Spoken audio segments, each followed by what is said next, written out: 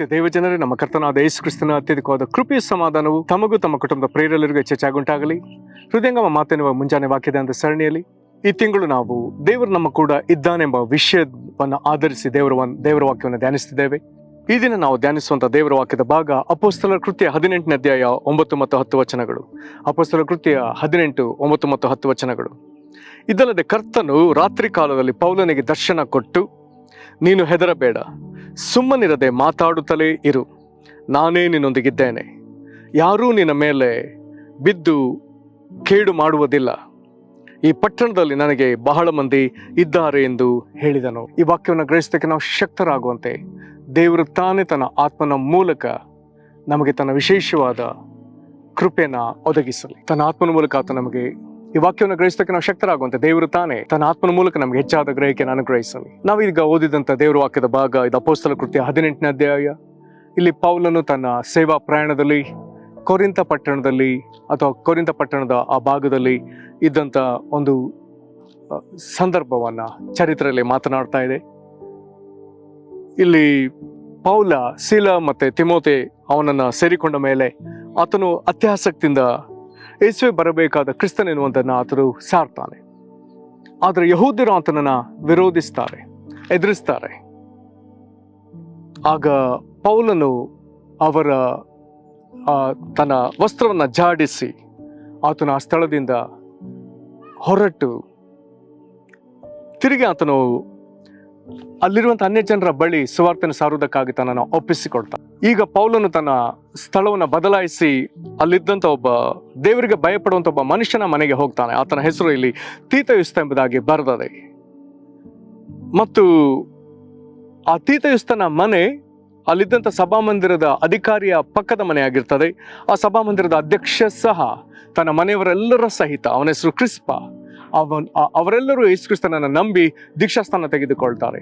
ಇಲ್ಲಿ ತಿರುಗಿ 9ನೇ ವಚನಕ್ಕೆ ಬರುವಾಗ ಅಲ್ಲಿ ಬರ್ತದೆ, ಇದಲ್ಲದೆ ಕರ್ತನು ರಾತ್ರಿ ಕಾಲದಲ್ಲಿ ಪೌಲನಿಗೆ ದರ್ಶನ ಕೊಟ್ಟು. ಬೇರೆ ನಾವು ಪೌಲನ ಕುರಿತಾಗಿ ಓದುವಾಗ, ಅವನ ಕುರಿತಾದ ಜೀವನ ಚರಿತ್ರೆ ಓದುವಾಗ ನಾವು ಗಮನಿಸಬೇಕಾಗಿರುವ ಒಂದು ಪ್ರಾಮುಖ್ಯವಾದ ಅಂಶ, ಪೌಲನಿಗೆ ರಾತ್ರಿ ಕಾಲದಲ್ಲಿ ದರ್ಶನಗಳು. ಅಲ್ಲಿಗೆ ಪೌಲನು ರಾತ್ರಿ ಕಾಲದಲ್ಲಿ ಸುಲಭವಾಗಿ ನಿದ್ದೆ ಮಾಡುವ ಮನುಷ್ಯನ ಅಲ್ಲ. ಪೌಲನಿಗಾದ ಕನಸುಗಳು ಎಂಬುದಾಗಿ ಹೇಳಿದರೆ ಅವನು ರಾತ್ರಿ ನಿದ್ದೆಯಲ್ಲಿ ಕನಸಿನಲ್ಲಿ ದೇವರಿಂದ ಆತನು ಸಂದೇಶಗಳನ್ನ, ಉಪದೇಶಗಳನ್ನ, ಅಪ್ಪಣೆಗಳನ್ನ ಪಡ್ಕೊಂಡ ಎಂಬುದಾಗಿ ಹೇಳ್ಬೋದು. ಆದರೆ ಸಾಕಷ್ಟು ಸಂದರ್ಭಗಳಲ್ಲಿ ಆತನು ರಾತ್ರಿ ಕಾಲದಲ್ಲಿ ದರ್ಶನಗಳನ್ನ ಪಡೆದಿದ್ದಾನೆ. ಅದರ ಅರ್ಥ ಆತನು ದೇವರಿಂದ ಪಡ್ಕೊಂಡ ಸೇವೆಯ ದರ್ಶನ, ಸುವಾರ್ಥ ಸೇವೆ, ಮಿಷನರಿ ಪ್ರಯಾಣ, ಇದಕ್ಕೆ ಸಂಬಂಧಪಟ್ಟ ಹಾಗೆ ಆತನು ದೇವರ ಎದುರು ಪ್ರಾರ್ಥಿಸುವನು. ನಾನು ನಂಬ್ತೇನೆ ಆತನು ರಾತ್ರಿ ವೇಳೆಯಲ್ಲಿ ಅಧಿಕವಾಗಿ ಪ್ರಾರ್ಥಿಸುವುದಕ್ಕಾಗಿ ತನ್ನನ್ನು ಒಪ್ಪಿಸಿಕೊಟ್ಟವನು. ಅಂಥ ಸಂದರ್ಭಗಳಲ್ಲಿ ದೇವರು ಆತನೊಂದಿಗೆ ಮಾತನಾಡಿದ್ದಾನೆ. ಇಲ್ಲಿಯೂ ಕೊರಿಂಥ ಪಟ್ಟಣದಲ್ಲಿ ವಿರೋಧಗಳು ಬಂದ ನಂತರ ಈತನು ತಿರುಗಿ ಪ್ರಾರ್ಥನೆಯಲ್ಲಿದ್ದಾನೆ. ಹಾಗಾದ್ರೆ ದೇವರನ್ನ ಆತನು ಒಂದು ವೇಳೆ ದೇವರ ಮುಂದೆ ಆತನು ಕಾಯ್ತಿರಬಹುದು, ದೇವರ ನಾನು ಮುಂದೆ ಏನು ಮಾಡಲಿ, ನಾನು ಈ ಪಟ್ಟಣದಲ್ಲಿ ಹೇಗೆ ಮಾಡಲಿ? ಆಗ ದೇವರು ಆತನೊಂದಿಗೆ ಮಾತನಾಡ್ತಿದ್ದಾನೆ. ದೇವರು ಸಾಧಾರಣವಾಗಿ ನಾನು ನಿನ್ನೊಂದಿಗೆ ಇದ್ದೇನೆಂಬುದಾಗಿ ಹೇಳುವ ಸಂದರ್ಭಗಳಲ್ಲಿ ಇನ್ನೊಂದು ಮಾತನ್ನು ಸಹ ಹೇಳ್ತಾನೆ. ಪ್ರತಿ ಸಾರಿ ಹೇಳಿದಾನೆ ಎಂಬುದಾಗಿ ನಾನು ಹೇಳೋದಿಲ್ಲ, ಆದರೆ ಸಾಧಾರಣವಾಗಿ ಆತನು ಹೇಳ್ತಾನೆ, ಹೆದರಬೇಡ. ಇಲ್ಲಿಯೂ ಅದೇ ಮಾತಿನೊಂದಿಗೆ ಆತನು ಬರ್ತಾನೆ, ನೀನು ಹೆದರಬೇಡ ಎನ್ನುವಂಥ ಅರ್ಥ ಕೊಡುವಂಥ ಮಾತುಗಳನ್ನು ಕೆಲವರು ಎಣಿಸಿದ್ದಾರೆ. ಸರಿ 366 ಸಾರಿ ಅಥವಾ 366 ಸರ್ತಿ ದೇವರು ನಮಗೆ ಭಯಪಡಬಾರದು ಎನ್ನುವಂಥ ಮಾತನ್ನು ಆತನು ಮಾತನಾಡಿದ್ದಾನೆ. ಇಲ್ಲವೇ ಧೈರ್ಯದಿಂದಿರಿ ಎಂಬುದಾಗಿ ಆದರೂ ಹೇಳಿದ್ದಾನೆ, ಇಲ್ಲ ಭಯಪಡಬೇಡ್ರಿ ಎಂಬುದಾಗಿ ಆತನು ಹೇಳಿದ್ದಾನೆ. ಒಟ್ಟಾರೆ 366 ಸಾರಿ, ವರ್ಷಕ್ಕೆ 365 ಅಧಿಕ ಮಾಸ ಬರುವಾಗ ಆಗ ಲೀಪ್ ಇಯರ್ನಲ್ಲಿ 366 ದಿನಗಳಾಗ್ತದೆ. ಹಾಗಾದರೆ ಪ್ರತಿ ದಿನಕ್ಕೂ ದೇವರು ನಮ್ಮನ್ನು ಭಯಪಡಬೇಡ ಎಂಬುದಾಗಿ ನಮ್ಮನ್ನು ಬಲಪಡಿಸುವಂಥ ದೇವರು, ಆಧರಿಸುವ ದೇವರು. ಇಲ್ಲೀಗ ದೇವರು ಹೇಳ್ತಿದ್ದಾನೆ 9ನೇ ವಚನದಲ್ಲಿ, ನೀನು ಹೆದರಬೇಡ, ಸುಮ್ಮನಿರದೆ ಮಾತಾಡುತ್ತಲೇ ಇರು. ಪೌಲನು ಹೇಳಿ ಕೇಳಿ, ನಾವು ಹಿಂದಿನ 17ನೇ ಅಧ್ಯಾಯಕ್ಕೆ ಬರುವಾಗ 17ನೇ ಅಧ್ಯಾಯದ 18ನೇ ವಚನದಲ್ಲಿ ಅಥೇನೆ ಪಟ್ಟಣದವರು ಪೌಲನನ್ನು ಮಾತಾಡಿ ಎಂಬುದಾಗಿ ಕರೀತಾರೆ. ಪೌಲನು ಮಾತಾಡ್ತಲೇ ಇರುವಂಥ ಮನುಷ್ಯ. ಆದರೆ ಕೊರಿಂಥ ಪಟ್ಟಣದಲ್ಲಿ ಆತನು ಸುವಾರ್ತೆಯನ್ನು ಸಾರುವ ವಿಚಾರದಲ್ಲಿ ಏನಾದರೂ ಹಿಂಜರಿಕೆ ಉಂಟಾಗುವಂಥ ಪರಿಸ್ಥಿತಿ ಬಂತೇನೋ ಗೊತ್ತಿಲ್ಲ. ದೇವರು ಹೇಳ್ತಿದ್ದಾರೆ, ಸುಮ್ಮನಿರದೆ ಮಾತಾಡುತ್ತಲೇ ಇರು.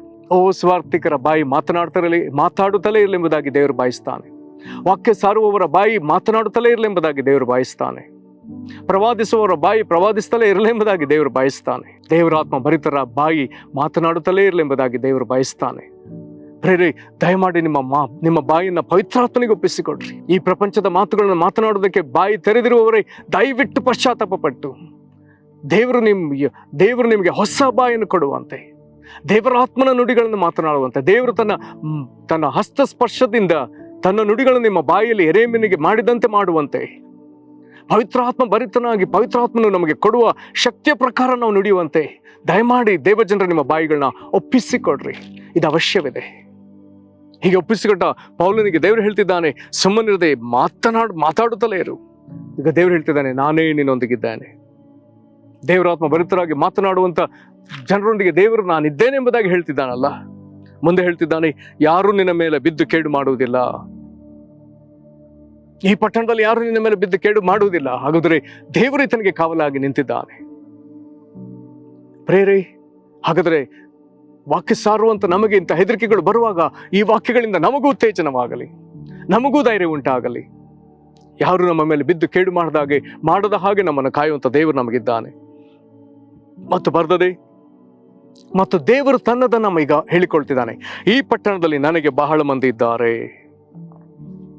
ಪ್ರೇರೆ, ಹಾಗಾದರೆ ದೇವರು ಹೇಳ್ತಿರುವಂತ ಮಾತನ್ನ ಕೇಳಿಸಿಕೊಳ್ಳೋಣ. ಕೊರಿಂಥ ಪಟ್ಟಣ ಸಾಧಾರಣ ಪಟ್ಟಣ ಅಲ್ಲ.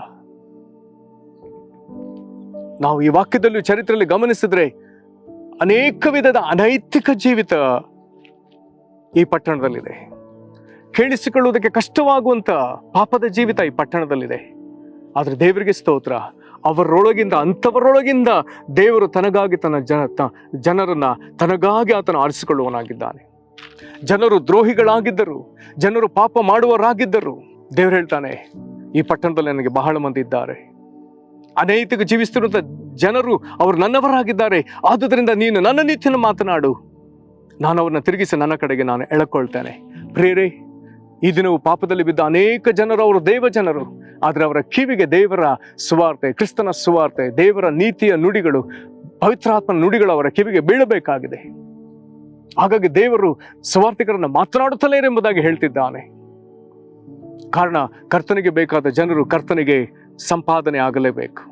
ಇದಕ್ಕಾಗಿ ಮಾತನಾಡು ಎಂಬುದಾಗಿ ಆತನು ಹೇಳ್ತಿದ್ದಾನೆ. ಹಾಗಾದರೆ ಕರ್ತನಿಗೆ ಲಾಭವಾಗುವಂತೆ ಸುವಾರ್ತೆ ಸಾರುವ ಸುವಾರ್ತಿಕರಲ್ಲಿ ಪೌಲನೊಬ್ಬನು. ಕರ್ತನಿಗೆ ಆತ್ಮಗಳು ಆದಾಯವಾಗುವಂತೆ, ಕರ್ತನಿಗೆ ಆತ್ಮಗಳನ್ನು ಆದಾಯ ಮಾಡಿಕೊಡುವಂತ ಸುವಾರ್ತಿಕರಲ್ಲಿ ಇವನು ಒಬ್ಬನು. ದೇವರಿಗೆ ಸ್ತೋತ್ರ. ದೇವರು ಕಾಲದಿಂದ ಕಾಲಕ್ಕಿಂತ ಅನೇಕ ಸುವಾರ್ತಿಕರನ್ನು ಎಬ್ಬಿಸ್ತಲೇ ಇದ್ದಾನೆ. ಈಗಲೂ ಅಂತವರೇ ಅನೇಕರಿದ್ದಾರೆ. ನೀನು ಅಂತವರಲ್ಲಿ ಒಬ್ಬನಾಗಿದ್ದೆ. ಅದಕ್ಕಾಗಿ ಸ್ತೋತ್ರ. ಒಪ್ಪಿಸಿಕೊಡು. ಈ ವಾಕ್ಯವನ್ನು ಹಿಡಿದು, ದೇವರೇ, ಈ ವಾಕ್ಯದ ಪ್ರಕಾರ ನನ್ನನ್ನು ರೂಪಿಸೆಂಬುದಾಗಿ ಕರ್ತನ ಬಳಿಗೆ ಹೋಗು. ನಾನು ಯಾವ ಸ್ಥಳದಲ್ಲಿ ನಿಂತು ಮಾತನಾಡಲಿ, ಎಂಥ ಪರಿಸ್ಥಿತಿಗಳ ನಡುವೆ ನಿಂತು ಮಾತನಾಡಲಿ, ನಿನಗೆ ಬೇಕಾದ ಜನರು ನಿನಗೆ ಸಂಪಾದ್ಯವಾಗುವಂತೆ ಕರ್ತನೆ ನನ್ನ ಬಾಯಿ ಸಹ ಮಾತನಾಡುತ್ತಲೇ ಇರುವಂತೆ ಇಲ್ಲಿ ಪೌಲನ ಮೇಲಿಟ್ಟಂತ ಇದೇ ಕೃಪೆ, ದಯೆ, ಅಭಿಷೇಕ ನನಗೂ ಕೊಡ ಎಂಬುದಾಗಿ ನಾವು ಪ್ರಾರ್ಥಿಸುವಂಥದ್ದು ಈಗಿನ ಅವಶ್ಯಕತೆಯಾಗಿದೆ.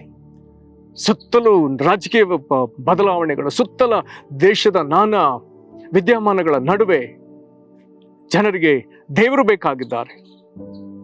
ನಾನಾ ಏರುಪೇರುಗಳ ನಡುವೆ ಜನರಿಗೆ ದೇವರು ಬೇಕಾಗಿದ್ದಾರೆ. ಹಾಗಾದರೆ ನಿನ್ನ ಬಾಯಿ ಯೇಸು ಕ್ರಿಸ್ತನ ಕುರಿತಾಗಿ ಮಾತನಾಡುವಾಗ ಅವರು ದೇವರನ್ನ ಕಂಡುಕೊಳ್ತಾರೆ. ಪ್ರಾರ್ಥನೆ ಮಾಡೋಣ. ಮಹಾಕೃಪೆಯ ಪರಲೋಕ ತಂದೆ, ಕೊರಿಂಥ ಪಟ್ಟಣಕ್ಕೆ ಮನಮರುಗಿದ ದೇವರೇ, ಕರ್ತನ ಚರಿತ್ರೆಯಲ್ಲಿ ನಾವು ಕೇಳುವ ಪ್ರಕಾರ ಅನೇಕ ಅನೈತಿಕ ಜೀವಿತದಲ್ಲಿ ತೊಡಗಿಸಿಕೊಂಡ ಜನರಪ್ಪ, ನಿನಗಿಷ್ಟವಿಲ್ಲದ ಬದುಕನ್ನ ಜೀವಿಸ್ತಿದ್ದವರು. ಆದರೆ ಅವರ ಮಧ್ಯೆ ನಿನ್ನ ಜೀವದ ನುಡಿಗಳನ್ನ ಕರ್ತನೆ ಅಪ್ಪ, ನಿನ್ನ ಜೀವದ ನುಡಿಗಳನ್ನ, ನಿನ್ನ ಬೆಳಕನ್ನುಂಟು ಮಾಡುವಂಥ ಜೀವದ ನುಡಿಗಳನ್ನ ಮಾತನಾಡುವುದಕ್ಕಾಗಿ ನಿನ್ನ ಭಕ್ತನನ್ನು ಪ್ರೇರೇಪಿಸಿದೆಯಲ್ಲ, ಆತನು ಅದಕ್ಕೆ ವಿಧೇಯನಾಗಿ ಕರ್ತನೆ ಅಲ್ಲೇ ಆತನು 1 ವರ್ಷ 6 ತಿಂಗಳು ಅಲ್ಲೇ ಇದ್ದುಕೊಂಡು ಆ ಜನರಿಗೆ ದೇವರ ವಾಕ್ಯನ ಉಪದೇಶ ಮಾಡಿದ್ದಾನಲ್ಲ. ಕರ್ತನೆ, ಈ ವಾಕ್ಯದ ಪ್ರಕಾರ ನೀನು ಆರಿಸಿಕೊಂಡ ಸುವಾರ್ತಿಕರು, ಬೋಧಕರುಗಳು, ಪ್ರವಾದಿಗಳು ಕರ್ತನೆ, ಇವರು ಪವಿತ್ರಾತ್ಮ ಭರಿತರಾಗಿ ಎಡೆಬಿಡದೆ ಮಾತನಾಡುವುದಕ್ಕೆ ಬಲಪಡಿಸು. ಇಂಥವ್ರು ನಿನಗೆ ಇನ್ನೂ ಎಷ್ಟೋ ಹೆಚ್ಚಾಗಿ ಬೇಕಾಗಿದೆ. ಇದನ್ನ ವಾಕ್ಯ ಕೇಳ್ತಿರುವವರನ್ನು ಸಹ ಇಂಥವರನ್ನಾಗಿ ನೀನು ರೂಪಾಂತರ ಪಡಿಸು. ನಿನಗಾಗಿ ಮಾತಾಡುವವರಾಗಿ ಎದ್ದೇಳಲಿ. ಅನೈತಿಕ ಬದುಕಿನಲ್ಲಿ ನಾನಾ ವಿಧವಾದ ಕರ್ತನೆ ವಿಪರೀತ ವಿದ್ಯಮಾನಗಳ ಬೆಳವಣಿಗೆಗಳ ನಡುವೆ ಕರ್ತನೆ ಕಂಗಾಲಾಗಿ ಹೋಗಿರುವ ಜನರು ನಿನ್ನನ್ನು ಕಂಡುಕೊಳ್ಳುವಂತೆ ಕರ್ತನೆ ನಮ್ಮ ಬಾಯಿ ಈ ದಿನ ಮಾತನಾಡಲಿ, ಸುವಾರ್ತೆಯನ್ನು ಸಾರಲಿ. ಯೇಸು ಕ್ರಿಸ್ತನ ಹೆಸರಿನಲ್ಲಿ ಈ ಪ್ರೇರನ್ನು ಆಶೀರ್ವದಿಸಿರಿ. ನಿನಗೆ ಮಹಿಮೆ ಆಗಲಿ. ನಿನಗೆ ಸ್ತೋತ್ರ. ಯೇಸು ಕ್ರಿಸ್ತನ ಹೆಸರಲ್ಲಿ ಬೇಡಿದ್ದೇವೆ ನಮ್ಮ ತಂದೆಯೇ, ಆಮೇನ್. ಕರ್ತನ ನಿಮ್ಮ ಸಂಗಡ ಇರಲಿ. ಆಮೇನ್.